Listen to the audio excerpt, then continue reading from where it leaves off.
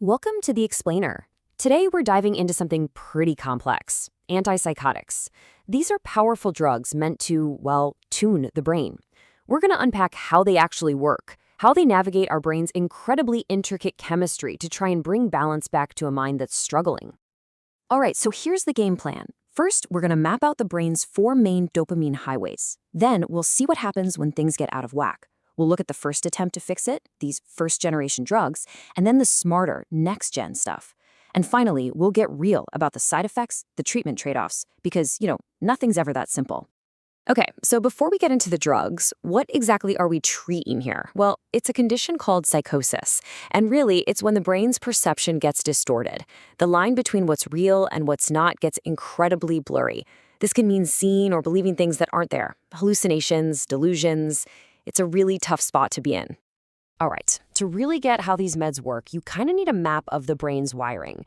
Think of it like a city's electrical grid. We're going to focus on four key circuits, and they're all run by one super important chemical messenger, dopamine. And this is it. This is basically the brain's command center. You can see how these pathways connect everything. Dopamine is the juice flowing through these wires. It's the master regulator that affects pretty much everything, from what makes you feel good, to how you think, to just, lifting your arm. Okay, let's break these circuits down one by one. First up, we've got the mesolimbic pathway. You've probably heard of this one. It's the famous reward circuit. This is the part of your brain that lights up when you eat something delicious or win a game. It's all about pleasure, motivation, and, this is key, perception. Next, there's the mesocortical pathway. Now, if the last one was all about, I want that, this one is the, okay, how do I get it circuit.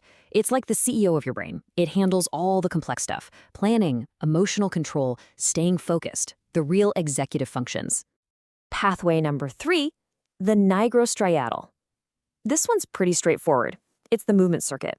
It's what lets you walk, talk, and type without even thinking about it. It makes sure everything is smooth and coordinated. Now remember this one because it's going to be super important when we get to the side effects later on. And last but not least, we have the tubero and fundubular pathway. This one's a little different from the others. It's not about thought or movement so much as it is about hormones. It's the brain's link to the body's hormonal system, controlling things like prolactin release. Okay, so we've got these four pathways all working in a delicate balance. But what happens when that balance gets thrown off? Well, in conditions like schizophrenia, that's exactly what happens. The system goes haywire, and it creates this really complex two-sided problem. And it's a two-sided problem because you have what are called positive and negative symptoms. Now, positive doesn't mean good here. It means something is added to your experience, like hallucinations or delusions. And that's caused by way too much dopamine.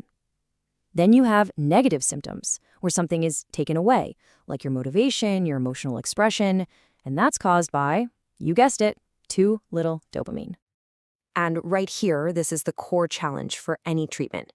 You've got one pathway, the reward circuit, that's totally overactive. It's flooded with dopamine.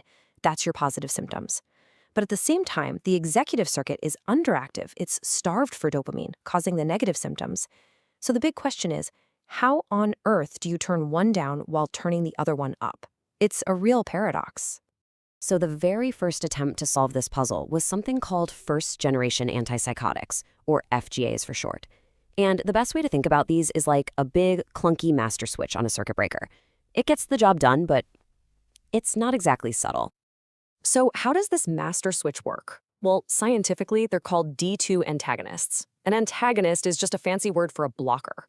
Imagine a key that fits in a lock but doesn't turn it. It just sits there, blocking the right key from getting in.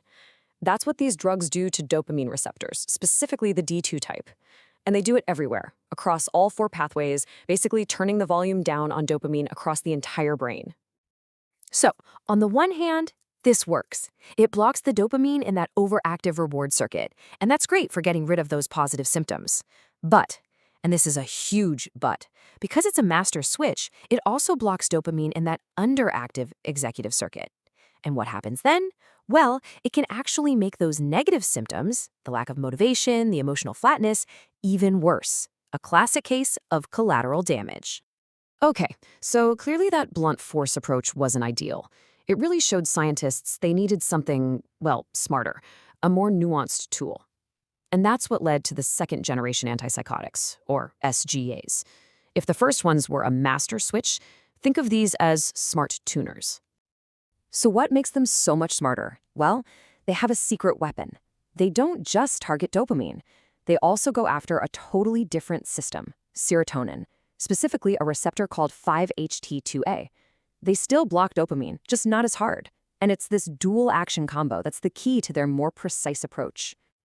And this is where it gets really clever. In some parts of the brain, serotonin basically puts the brakes on dopamine. So what do these SGAs do? They block that serotonin receptor, which is like taking your foot off the brake pedal. And boom, dopamine levels can actually go up, but only in the specific pathways where they were too low to begin with. It's a way to target and boost dopamine exactly where you need it. And that elegant, two-pronged approach is exactly why these SGAs are usually the first thing doctors try today.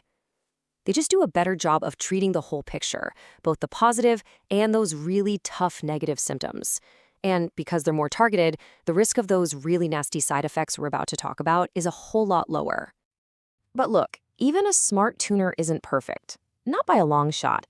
Anytime you start messing with the brain's chemistry, which is what these drugs do, there are going to be trade-offs. The effects inevitably spill over into pathways you weren't trying to target. Hey, remember way back when I said to keep that nigrostriatal pathway in mind, the movement circuit? Well, here's why. When these drugs, especially the older ones, block dopamine in that pathway, you can run into some really serious problems with movement and motor control. One of the big ones is a condition called pseudo-Parkinsonism. The name kind of gives it away. It's pseudo, or false, Parkinson's. By blocking all that dopamine in the movement circuit, the drug basically creates the same low dopamine state you see in Parkinson's disease. And the symptoms look eerily similar: tremors, stiff muscles, a shuffling walk. But there's an even more serious risk. And this one usually comes from long-term use. It's called tardive dyskinesia. This is a condition where you get these involuntary, repetitive movements, often around the mouth and face, like lip smacking or grimacing. And the really scary part, sometimes it doesn't go away even after stopping the medication. It can be irreversible. So what's going on here? Well, it happens right at the level of the individual nerve cells. Imagine you've been plugging your ears for months. When you finally take your fingers out, even a normal sound seems deafeningly loud, right? That's kind of what happens to the dopamine receptors. After being blocked for so long, they become super sensitive. The brain is trying so hard to hear the dopamine signal that it cranks its own volume knob all the way up. And that overreaction leads to those chaotic, unwanted movements. So all of this leaves us with a pretty big question. I mean, the journey from that clunky master switch to the smart tuner is just incredible progress. It's amazing pharmacology. But it also just goes to show how insanely complex the brain is. The holy grail, the ultimate goal, is perfect precision, a drug that can fix one circuit without touching anything else. And you have to wonder, are we even close to that? And what will the next generation of these treatments look like?